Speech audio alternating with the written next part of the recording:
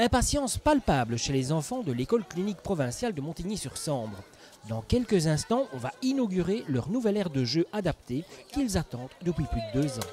On avait des jeux mais qui étaient obsolètes ou vieillots et aussi aucune possibilité plutôt d'accessibilité pour les enfants qui étaient en voiturette.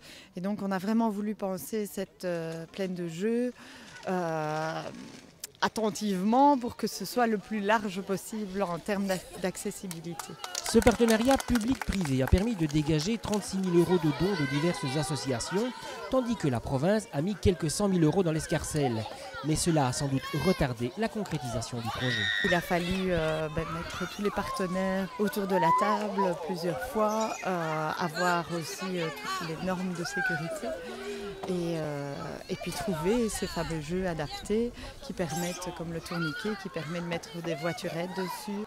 Une bonne nouvelle n'arrivant jamais seule, à quelques pas de là, toujours sur le site, on inaugurait aussi les jardins d'Emera, un nouvel espace vert que la province a financé pour un peu moins de 100 000 €.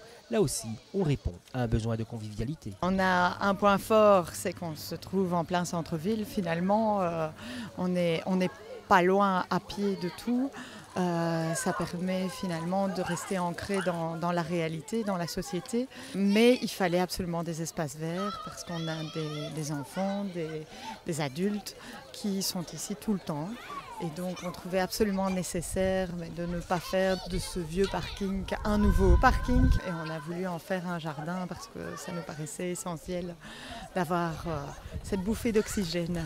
Ça va permettre d'être un point de rencontre aussi entre bénéficiaires, entre services, entre professionnels, de permettre éventuellement de monter des projets parce qu'on s'est rencontrés dans le jardin et qu'on s'est dit tiens, on a peut-être les mêmes besoins, les mêmes envies et de créer du lien finalement entre les différents services qui composent l'IMP École Clinique.